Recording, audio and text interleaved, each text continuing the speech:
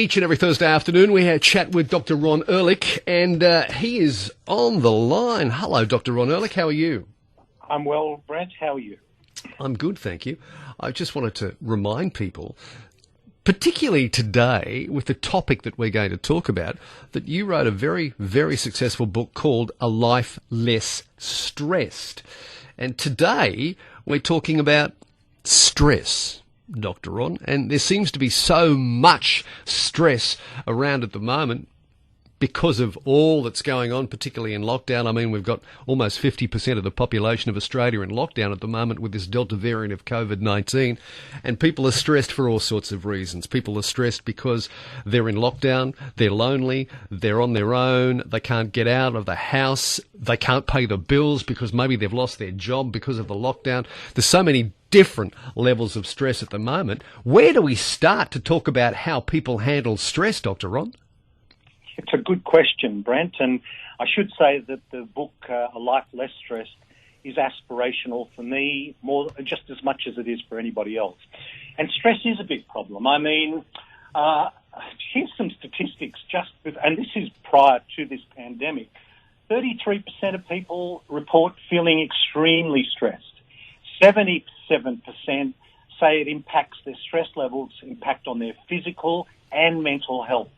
And half the population say that it affects their ability to sleep well, and it's even a problem it's the biggest, number one problem for high school students, and it's not getting any better. That was prior to this pandemic. So, stress is a big problem. Everybody can relate to it. And I guess there's different ways of looking at it. You could look at it from the nervous system point of view. There's a part of our nervous system called the autonomic, or the automatic kind of nervous system. And ideally we should be in the rest and digest mode most of the time. That's called the parasympathetic mode. And then there is the fight or flight mode, which is the sympathetic part of the nervous system. And finally, there is actually the freeze mode. And the freeze mode is when you are threatened, you're abused, you're physically confronted by something, a domestic violence, a violent attack, a rape, child, all of these things, people freeze, and that's a part of our autonomic nervous system kicking in an extreme level. So on a nervous system level, that's one way of looking at it. Most people think of stress as an emotional stress, but I think when you start to look at its impact on people's health, it helps to break it down and kind of define it so that it's more user-friendly, if you like, because if you're going to solve a problem like stress, it always helps to know what that problem is. And I define a stressor in our modern world as anything that has the potential to compromise your immune system or promote chronic inflammation, because they are the common denominators in all diseases, mental and physical. And so when you think about what stressors could compromise your immune system and promote inflammation, when you're under emotional stress, which is what most people define as stress, it certainly impacts on your immune system. When you're exposed to toxins, environmental, air pollution, mold in your house, environmental chemicals, that certainly compromises your immune system and promotes chronic inflammation. So that could be an element of stress too. If you eat something that isn't particularly healthy, that definitely compromises. If you're sitting at your desk all the time, if your head is down looking at your phone all the time, so posturally there are things which certainly can promote chronic inflammation.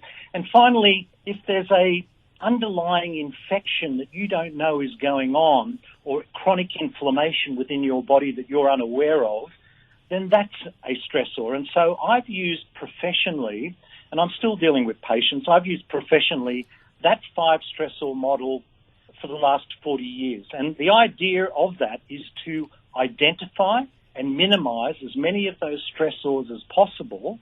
And to that effect, I would put them into 5 categories: emotional, environmental, postural, nutritional, and dental stress. So they are the 5 stressors. But Brent, life is a little bit of a balancing act. And if you think of it as a balancing beam, on one side, you kind of identify and minimize as many of those stressors as possible. And on the other side of the balancing beam, you would try and build resilience into your body and mind. And that's why the 5 pillars, which are sleep, breathe, nourish, move and think, which we've spoken about some of those already, are critically important to building resilience. Because it's one thing when people are emotionally stressed to say, oh, don't stress, calm down. But unless you're well rested and as healthy as you can be, it's a bit hard to do that. And the whole balancing beam pivots on your genes and how your genes express themselves, which is the new science of epigenetics. So that's kind of how I approach stress in a more constructive way. And as a health practitioner, I found that very helpful to help organise my own thoughts and help patients organise their thoughts as well. Do different personalities react to stress differently? Absolutely. Absolutely. I mean, here's 2 examples. There could be 2 people sitting in an office, and one just loves what they are doing, finds it so it doesn't matter if they work 10, 12 hours, they are just loving it. And the other person sitting next to them dread what they are doing. And so the impact of that time, of that supposed same stress, they're both working the same, they're both putting in the same hours, just their attitude to it makes all the difference. And I was reminded of that a few years ago when I went on a roller coaster with my friend. And here is another example. We were sitting there on this roller coaster, which I hated, and I got off the roller coaster. I was sweating, I was pale. I mean, all of the cortisol, all of the adrenaline pumping around in my body. I practically froze and almost lost control of everything. And yet my friend got off the thing and he couldn't wait to get back on again. He was euphoric. The dopamine was pumping. And so here were 2 people exposed to the same thing, but with a different attitude to it, reacted totally differently. So, yeah, very much that has a big impact too. If people are listening to us this afternoon, and a large percentage of people suffer from emotional stress for many, many different reasons, what advice would you give to those people listening to us this afternoon? What can they start to do to change the way they react and handle stress in their lives? I think one of the most important things to realise is that there are certain things in our life and our world that we can control, and there's some things we can't. And so I think it's really, we can go down a spiral of being depressed about the news that confronts us constantly, and it's usually bad news because that's what makes headlines. And we could go down that spiral, or we could react to people around us that just stress us out. But what we can do is we can change our attitude to those things. So that's a very, very powerful tool. But that's why you've got to take a holistic approach to stress. Because just to say, hey, Bill, change your attitude to this is easier said than done. Absolutely. Particularly if you're not sleeping well. I mean, I know what I'm like, and I know I keep coming back to this, but it's fundamental and foundational. I know what I'm like when I haven't slept for a few days or a week, let alone months or a year. I can't imagine. But I am not a nice person to be around. I'm very short-tempered. I'm very dismissive of other people. I think everything is dark and bad and all of that. Yet if I have a really good night's sleep, my attitude to it is very differently. So it's one thing to say you can change your attitude, which is definitely true, but that's why you've got to take a holistic view of that balancing beam health model that I talked about and not look at it one thing at a time, but see how everything is interconnected. But stress can actually keep you awake at night, so you can't get a good night's sleep. That's true. That's true. And this will go back to a whole story, and perhaps we should probably do another program on it, about sleep hygiene, because this is an issue which we needs to be addressed. And sleep hygiene, which is a routine that you go through, is an important part of getting a good night's sleep. And listen, this is not a guarantee that every night of your life you're going to have a good night's sleep. I mean, we all have nights where something has happened, or periods in our life where something has happened where we go days or maybe even weeks without sleeping well because it's just going around in our mind. Well, hopefully it doesn't go to weeks. But if it goes to days, then you've got to really start addressing this. Maybe it's time to seek help, maybe to talk to somebody about what it is that you're so stressed out about. Maybe journaling is a very good thing, to write things down rather than have them going around in your head at night before you go to bed. So, yeah, look, that's true. And people can also, by the way, Brent, get very stressed out when they learn that sleep is the most important part of the day and they're not sleeping well. They get stressed out about that too. But that's why you've got to take a holistic view of stress and sleep, and every one of those stressors and every one of those pillars are all interconnected. They're not isolated things. That's what a holistic approach is all about. There's a saying, I've read it many times. It says this, or versions of it. If it won't matter in 5 years, don't waste more than 5 minutes stressing about it or thinking about it. Now, that's fine. You can read it.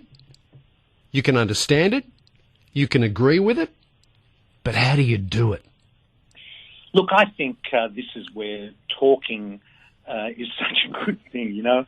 I think it helps to talk about your feelings. And I've done programs on my podcast on trauma, and one of the advice of this psychologist who's done a PhD on trauma was get in touch with your feelings. And I go, okay, that's really good. I asked her that exact same question. We know, get in touch with your feelings, but how do you do that? And the way you do it is the way you do it with any other exercise or thing that's in your life, and that is you practice it.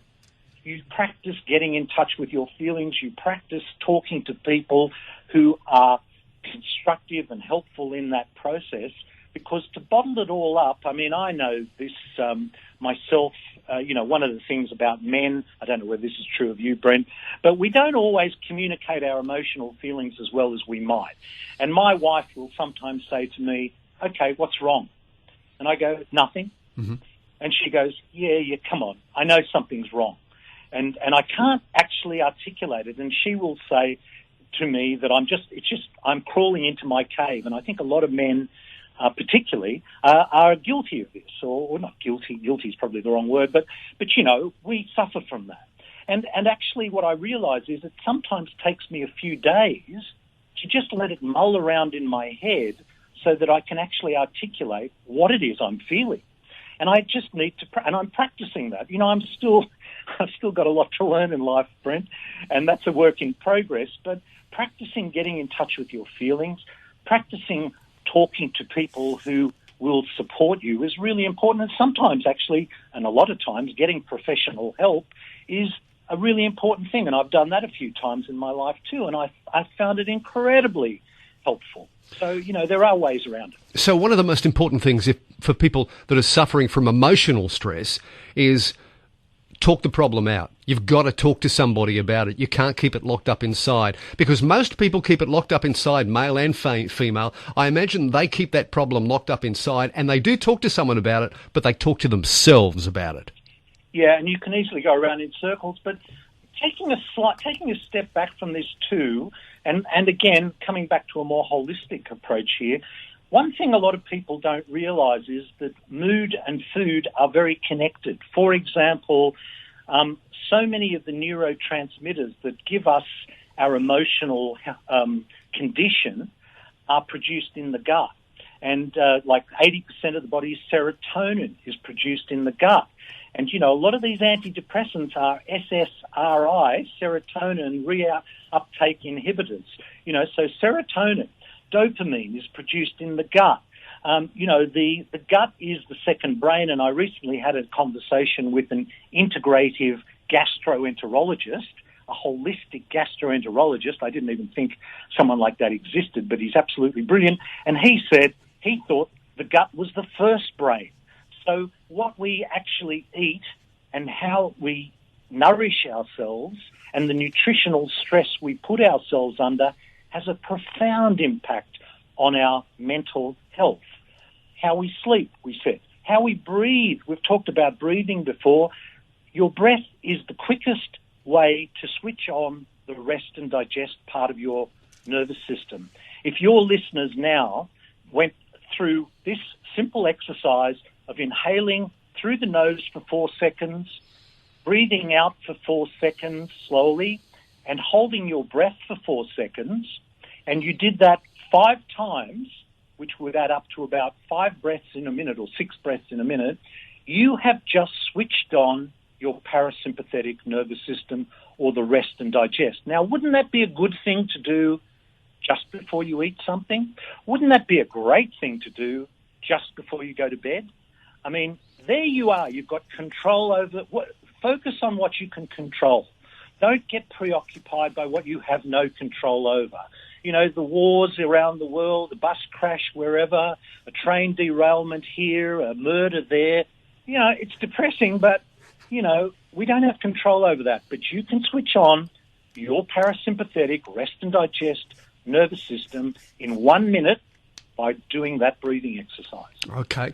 Our time is almost up today, but I want to take away for people listening to this that may be feeling stressed. So, the top 3 things that you would advise people to do if they're listening to us this afternoon and they're feeling stressed emotionally about life, what would be the top 3 pieces of advice, the 3 gems that you would give people? Well, I would say first and foremost, and this is particularly important this time that we all find ourselves in, that your health is just too important to leave to anybody else. You've got to take control of it yourself. It's the best investment you will ever make. So that's number 1. Number 2 is control what you can control. While the world we are surrounded by becomes increasingly more complex, I believe the solutions to it for us as individuals are remarkably simple, accessible, cheap, and effective. And that leads us to the third one, that as an absolute foundation, I would be focusing on sleeping and breathing as pillars of a holistic approach to dealing with stress. So I've got number 1, you've obviously got to focus on your health. That's the most important thing, because as we've said it and we've heard it so many times, if you don't have health, you really don't have happiness, you don't have anything. So focus on your health. Number 2 is control what you can control. And that gets back to what you just said then. Focus on what you can control and forget about the rest. There's no point in worrying about something that you can't control. It's just wasted worrying, isn't it? It is. And number 3 is sleep and breathe. Breathing's really important. I know we've got to do it, otherwise we die. But the way we breathe and how we breathe and conscious breathing rather than just going about our normal day. If we can spend 5 minutes a day, even 5 minutes a day, doing some, I suppose, just thinking about breathing and doing breathing exercises, that's a positive thing for helping us relieve stress as well. Well, that breathing exercise that I gave you, 4 in, through the nose, 4 out, and 4 hold, just repeat that 5 or 10 times through the day, and that will have a profound impact on your stress levels. Okay. It's always good to talk to you, Dr. Ron. Thank you so much for your time this afternoon. We talked about stress. Dr. Ron Ehrlich has written a book called A Life Less Stressed. It's a really good read. It goes into it in so many different levels. Dr. Ron, we'll talk again next week. Thanks, Brent.